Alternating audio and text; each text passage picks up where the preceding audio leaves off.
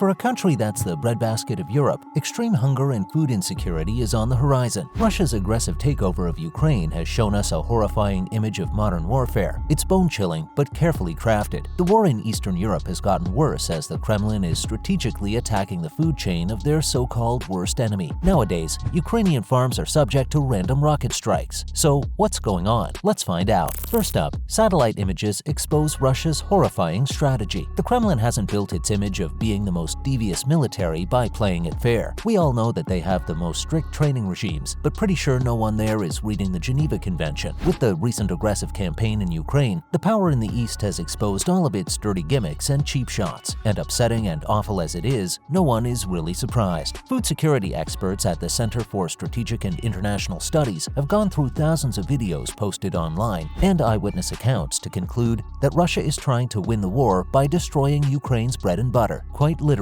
The offensive tactic of the supermilitary has shown one clear pattern. All of the destructive civil attacks have only been made on the farmlands, warehouses, grain supplies, and agriculture equipment. Do you see the pattern here? Other than more than 1,000 casualties in the city, the agricultural lands have now become almost unusable. What's more horrible is that the Russian bombings are timed with the harvesting period. Yep, it's evident that a farming and agriculture expert is directing the attacks to cause as much damage as possible. In one devastating video, we can see a Russian missile hitting the tank of an agricultural nitric acid in a silo owned by Golden Agro in Rubizny in eastern Ukraine. The farmers looked shattered when they had to suffer the loss of 30,000 tons of grains, and you won't believe how scary the facility looked post-bombing. You can see a very deep crater in place of the silo, and if you didn't know about the bombings, it looks like a scene straight out of a movie where Earth got hit with a meteoroid. Brutal Russian attacks haven't spared the farm animals either. Well, that's a bold expectation considering the ever-rising human casualties, but one can hope, right? All threats of humanity washed away into the deepest pits of hell when Putin's armed forces unleashed fire on the Agromol dairy farm in Shestakov in Kharkiv. The satellite video shows injured cows trying to escape the fire that followed. Out of 1,000 animals on the farm, only 20 to 30 survived. It's clear as day what Russian forces are trying to achieve with strategic attacks, and that's just the tip of the iceberg. Up next, how harmful is Russia's blockade in Ukraine? Historically, the Ukrainian economy has thrived on the exports of wheat, corn, sunflower, and other grains. So naturally, all hell broke loose for the farmers and wholesalers when Russia started to block the shipments through the Black Sea. And that's not even it. Another crisis is now brewing around the blocked shipping lanes, and it's not looking optimistic for the country's GDP. Now, we know what you're thinking. How on earth are humanitarian blockades allowed? To be fair to many peace activists, these food barricades aren't allowed as per humanitarian law. But when was the last time we saw Russia abiding by the law? Many war experts cite that Russia's lawlessness doesn't scare Putin because he makes his own rules. And as of now, it's a little naive to expect his military to respect the law, and the timing couldn't be worse and horrifying. The Kremlin started the blockade around the harvesting period. After spending a year on their farmlands, Ukrainian farmers have no money or buyers to sell their produce. That's not even the worst outcome yet. In an emergency meeting, the United Nations announced that the impacts of inhumane military aggression aren't just centered around Eastern Europe. In fact, it's worsening world hunger. Ukraine has earned its moniker of breadbasket of Europe for a reason. The small country has a big responsibility on its shoulders. And why's that? Many parts of the continent rely on Kharkiv and other farming lands in the country to feed their families. You know what they say, effective food export is the answer to combat hunger. By the looks of it, the world is moving one step backward in solving this heart-wrenching issue. When desperate times call for desperate measures, Ukrainian farmers are taking matters into their own hands. So, Ukrainian farmers are doing what to protect their farmlands? Brace yourself for this one, because it's a wild ride. There's no denying that people in Ukraine are fighting against all odds to protect their children and home. They aren't military trained, but the defense they've put up is shocking. And nope, they aren't sporting any guns, and they aren't making grenades in their basement. Believe it or not, their biggest defense against Russian cronies is homemade vodka. Yep, you heard that right. In the early weeks of February, many Kremlin soldiers on foot entered the Ukrainian territories to cause chaos. On the one hand, their plans went down the pipe when the citizens either forced them to leave or captured them, but farmers decided to take a different approach. We all have heard rumors that Putin keeps his soldiers on a strict routine. Most of them are being forced to fight the war. Many farm owners decided to take advantage of the situation when they started to bribe Russian soldiers with vodka to leave them alone. In one notable incident, a group of soldiers was trying to set farmland on fire when the owner negotiated a deal with them. For some bottles of moonshine or homemade vodka, they left the farm untouched. Turns out, even the most brutal military would slip to get that one hit of moonshine. And who could blame them? Yet, the damage isn't this easy to curb down. Next up, how's the Ukrainian economy doing? Leaving your opponent hungry is perhaps the oldest military tactic that goes back to the time when Sun Tzu was writing The Art of War. Not to mention, the legacy of the Soviet Union is laced with paralyzing the enemy on all fronts. So why should Russia be any different? Fighting a war is expensive for anyone, but in the case of Ukraine, their food security is directly tied to their annual revenue. Its farmers export 90% of their harvests to earn through the exports. But with the blockade and Putin's missiles watching their every move, exports are next to nothing in the country. The loss of fertile land is a far more grave issue. Here's the thing, once the war is over, many farmers can't go back to farming, a skill that they've perfected over the decades, and the impacts are devastatingly visible in the country's economy. Financial markets are in ruins, and the price of basic commodities has skyrocketed. Many families are relying on their community soup kitchens to avoid sleeping with hungry stomachs. In the eastern part of the state, farming production is almost non-existent. For a country that generates almost $6 billion of its earnings from the export of seed oil, the impacts are inhumane. The Red Sea blockade has forced Ukrainians to become dependent on crowdfunding to meet their basic needs, and things don't seem to improve. Even in the distressful times, the farmers are gearing up for the next year. Gotta give it to them for their strength and resilience. Moving on, how are Ukrainian farmers fighting the Russian resistance? Ukrainian farmers are at the end of the rope, and they've decided to tie a knot there and hold on. Many news outlets such as BBC News have highlighted that now agronomists are stocking their harvests in underground secret locations, all in the hopes of exporting them next year. They're transporting the produce to the locations via remote and unmapped routes to avoid Russian intervention. Kinda smart, right? But it's not very easy. Avoiding the Kremlin radar's mission is nearly impossible. So far, the farmers are beating all odds and tanks to secure their futures. Most of them have already sent their families to safer regions. In doing so, they're fighting this battle alone. On the other hand, many of them worry about their fellow citizens, who are on the brink of extreme hunger. The regions surrounding Sloviansk are swarmed with Russian trenches, HIMARS rocket systems, and undercover soldiers. Even then, Ukrainians are determined. Fighting through every obstacle, farmers are driving their trucks to the most vulnerable regions to transport food. Don't know about you guys, but our faith in humanity is officially restored. And wait, this is not even the best part. Finally, how are people outside Ukraine doing their part? Many well-wishers from around the world are buying their food from Ukrainian farmers and grocers. Okay, it's not an actual transaction because there's no way a mart in Kyiv can deliver a bag of pasta at your doorstep, but all of the produce that farmers are being forced to give away for free to avoid hunger, people are paying for them. So every time a farmer in Sloviansk helps a family with a packet of rice, there's a huge chance that someone sitting in LA will pay for it. And that's on the power of crowdfunding and strong transaction channels. Now, that's super helpful because when the Russian troops back off for good, these farmers will have some money in their bank account to get back on their feet. That's a wrap for this video. What do you think about the sheer bravery of Ukrainian farmers? Let us know in the comments below. See you in the next one.